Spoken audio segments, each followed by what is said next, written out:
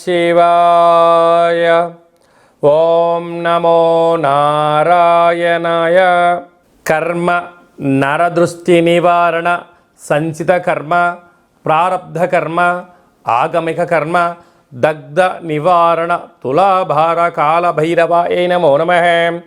ఓం దిగంబరాయ విద్మహే సింహవాహనాయ ధీమహి తన్నో సంహార కాల భైరవ ప్రచోదయాతు. ఓం శ్రీ మహాలక్ష్మీదేవ్యై నమోస్తుతే. హరి ఓం. మా ఛానల్కి స్వాగతం. చూస్తున్న వీక్షకులకు, ప్రేక్షకులకు, ప్రియ కాల భైరవ భగవద్బంధులకి స్వాగతం పలుకుతూ, మమ్మల్ని ఎంతగానో ఆదరిస్తూ ఉండబడినటువంటి ప్రియ సోదర సోదరీమణులకు, సనాతన ధర్మ సంరక్షకులకు, జ్యోతిష్య అభిమానులకు స్వాగతం పలుకుతూ, అందరిపైనను గణేశ నిమజ్జన మహోత్సవ శుభాకాంక్షలు. గంగా తీరం వైపు వెళ్తున్నటువంటి గణపతి స్వామివారిని ఒక ఆశీస్సులు. తండ్రి కైలాసం నుంచి వచ్చి మేము చేసిన పూజలంతను కూడా స్వీకరించి మమ్మల్ని ఏడాది వరకు సంపూర్ణ ఆయురారోగ్యాల చేత ఆశీర్వదించమని, సాగర తీరం వైపు స్వామివారి వెళ్తూ ఉంటారు కనుక అందరూ స్వామివారి యొక్క ఆశీస్సులు పొందుదాం.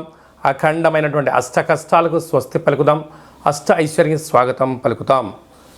16/9/2024 నుండి 30/9/2024 వరకు పుట్టినటువంటి వారందరికీ కూడా ముందస్తుగా జన్మదిన శుభాకాంక్షలు. గతంలో వివాహం చేసుకున్న వారికి వివాహ వార్షికోత్సవ శుభాకాంక్షలు. ద్వాదశ రాశుల్లో గ్రహ గమనాన్ని ఒకసారి వీక్షింపచేద్దాం. వృషభ రాశిలో దేవగురు బృహస్పతి శత్రుస్థానంలో సంచార స్థితి. మిథున రాశిలో కుజ భగవానుడు సంచార స్థితి. సింహరాశిలో బుధ భగవానుడు సంచార స్థితి. కన్యరాశిలో త్రిగ్రహ కూటమి రవి శుక్ర కేతు సంచార స్థితి. కుంభరాశిలో శని భగవానుడు స్వక్షేత్ర తిరోగమన వక్రగమన సంచార స్థితి. మీనరాశిలో రాహు సంచార స్థితిలో ద్వాదశ రాశుల్లో గ్రహ గమనాలు ఈ విధంగా ఉన్నాయి. విఘ్నేశ్వర స్వామి వారి యొక్క నిమజ్జన మహోత్సవ కార్యక్రమం సందర్భంగా మేషరాశి వారు ఎలాంటి విధానాలు పాటించాలో ఈ వీడియోలో సవివరంగా సంపూర్ణంగా తెలుసుకుందాం. మేషరాశిలో ఏ నక్షత్రాలు వస్తాయంటే అశ్విని నక్షత్రంలో 4 పాదాలు, భరణి నక్షత్రంలో 4 పాదాలు, కృతికా నక్షత్రంలో 1 పాదం కలిపితే మేషరాశి అవ్వడం జరుగుతుంది. అలాగనే చాలామందికి పుట్టినటువంటి కాల సమయంలో డేటా బర్త్లో లేనటువంటి కారణం వలన పేరు యొక్క మొదటి అక్షరాన్ని అనుసరిస్తూ ఆ రాశిని తెలుసుకునే ప్రయత్నం చేద్దాం. చూ, చే, చో, లా, లీ, లు, లే, లో, ఆ అక్షరాల వారందరూ కూడా మేషరాశి జాతకులే.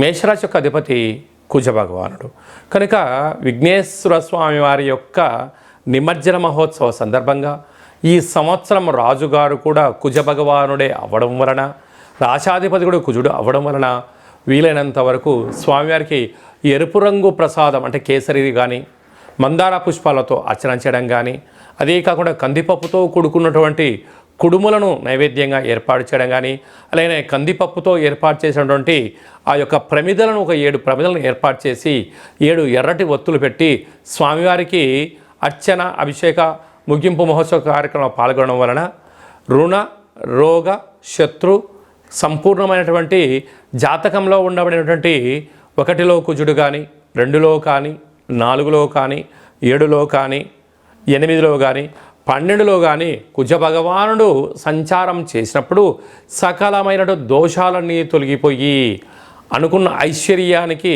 మీ సొంతం చేస్తారు అని చెప్పి గమనించాలి. కనుక గణపతి స్వామి దగ్గర వీలైతే నవరాత్రులలో కానీ, ముగింపు ఉత్సవ కార్యక్రమాల్లో ఈ కార్యక్రమం ఆచరింపజేసినట్లయితే అద్భుతమైన యోగం మీ సొంతం అవుతుందని చెప్పి గమనించాలి.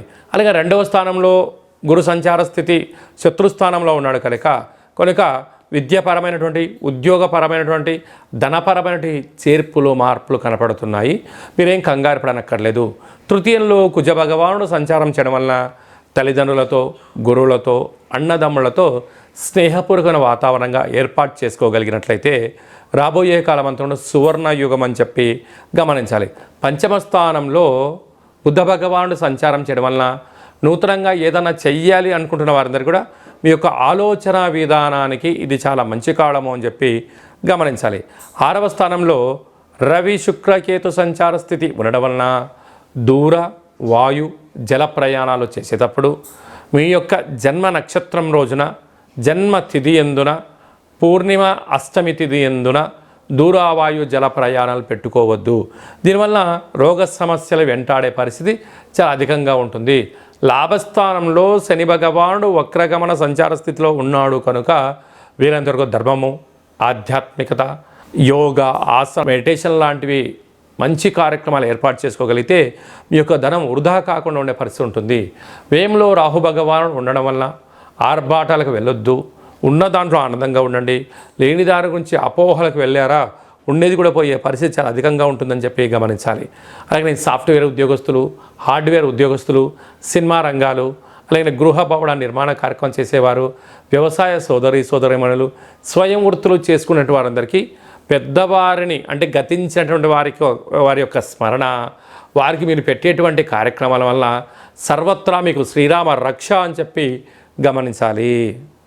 సెప్టెంబర్ మాసంలో ద్వితీయార్థంలో ముఖ్యమైనటువంటి పండుగల గురించి క్లుప్తంగా, సవివరంగా, సంపూర్ణంగా తెలుసుకుందాం. 17/9/2024 అనంత పద్మనాభ స్వామి యొక్క వ్రత సందర్భంగా విఘ్నేశ్వర స్వామి వారు పూజలద్దుకొని కైలాసయాత్ర ప్రారంభమైనటువంటి గంగా సాగరం వైపు వెళ్తూ ఉంటారు. కనుక మనమందరం కూడా గణపతి స్వామివారిని, తండ్రి మా యథాశక్తిగా మీకు పూజ చేశాము, సంపూర్ణమైనటువంటి మీ దివ్యమంగళమైన శుభకరమైనటువంటి ఆశీస్సులు మాకు ప్రసాదించండి అని చెప్పి మనము ఒక అపరాధ క్షమ మంత్రాన్ని చెప్పుకున్నట్లయితే సంవత్సరం అంతను కూడా గణపతి స్వామికి ఆశీస్సులు మనందరిపైన ఉండాలని కోరుకుందాం.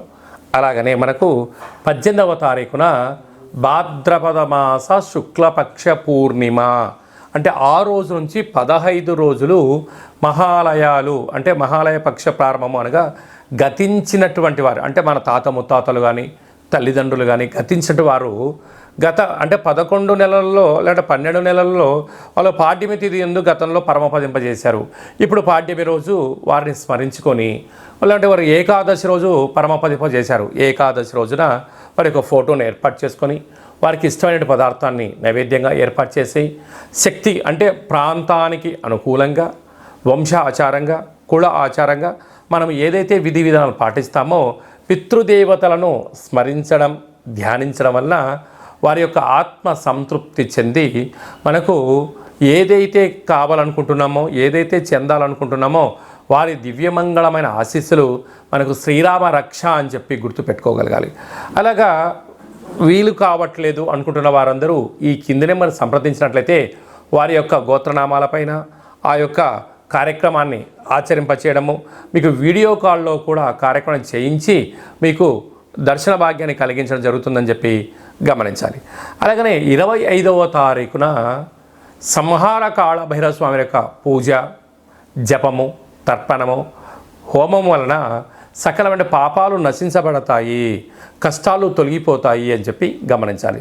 శక్తి కలిగితే ఇంట్లో చేసుకోండి. లేనటువంటి వారందరూ మన యొక్క దేవాలయంలో పూర్ణిమ తిథి ఎందున, అష్టమి తిథి ఎందున విశేషమైనటువంటి కాళభైరవ హోమ కార్యక్రమాలు జరుగుతూ ఉంటాయి. కనుక మీ గోత్రనామాలు పంపించినట్లయితే మీ పేరుపైన స్వామివారికి అభిషేకము, వస్త్రధారణ, అలంకరణ, కూష్మాండ దీపము, కాళభైరవ స్వామికి సౌభాగ్య ముడుపును ఏర్పాటు చేయడం జరుగుతుంది. ఇదంతా కూడా మీకు వీడియో కాల్ కూడా చూపించడం జరుగుతుంది. కనుక కాళభైరవ స్వామివారు ఎవరనగా కాలాన్ని శాసింపజేసే శక్తి కాళభైరవ స్వామివారికి ఉంటుంది. కాలం మనకు అనుకూలించాలి. విద్యార్థులకు, ఉద్యోగస్తులకు, వ్యాపారస్తులకు సకల కార్యక్రమాల్లో విజయం సాధించగలగాలి అన్నట్లయితే కాళభైరవ స్వామికి స్మరణ, పూజ, హోమము, దానము యోగదాయకం అని చెప్పి గమనించగలగాలి. అదే కాకుండా ఈ 15 రోజులు మనకు మహాలయాల పక్షాల సందర్భంగా ప్రతిరోజు మీ యొక్క గతించినటువంటి వాళ్ళ పేరు తెలుసుకొని కాకి వాహనానికి ఆహారం పెట్టడం, సునకము మహారాజు గారికి ఆహారం పెట్టడం, సాధువులకు సంతులకు అన్నదానం చేయగలిగినట్లయితే వారు ఆ రూపంలో స్వీకరించి మనల్ని రక్షిస్తారు అని చెప్పి గమనించగలగాలి.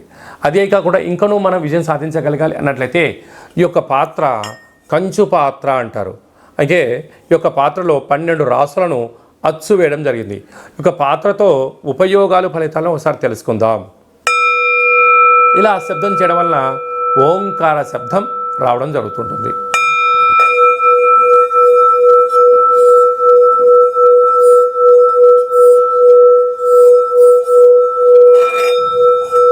ఈ యొక్క శబ్ద తరంగాల్ని సృష్టించడం వలన గృహంలో ఉండబడినటువంటి జ్యేష్ఠాదేవి బయటికి వెళ్ళడం, గ్రామంలో సంచరించేటువంటి మహాలక్ష్మీదేవి అమ్మవారు గళ్ళు గళ్ళు మంటి ఇంట్లోకి రావడం, ఇంట్లో ప్రశాంతత, నరదృష్టి, శత్రు ప్రభావాలు, తాంత్రిక ప్రయోగాలు కూడా తొలగిపోతాయని చెప్పి గమనించాలి. ఈ అక్షయ పాత్రతో పాటు మీకోసం ప్రత్యేకంగా ఒక కాళభైరవ స్వామి యొక్క హోమము, ఒక పిరమిడు, డాలరు, కంకణము, హోమము చేయించి మీకు వీడియో కాల్ ద్వారా ప్రత్యక్ష ప్రసారంగా చేయించి ఈ కాళభైరవ స్వామి యొక్క అక్షయ పాత్రను మీకు అందజేయడం జరుగుతుంది. కనుక మనమందరం కూడా అక్షయ పాత్రను ఇంట్లో పెట్టుకుందాం, కష్టాలకు స్వస్తి పలుకుదాం, ఆనందానికి ఐశ్వర్యానికి స్వాగతం పలుకుతామని చెప్పి గమనించాలి. అలాగని మీ వ్యక్తిగత జాతకం తెలుసుకోవాలనుకుంటున్నారా?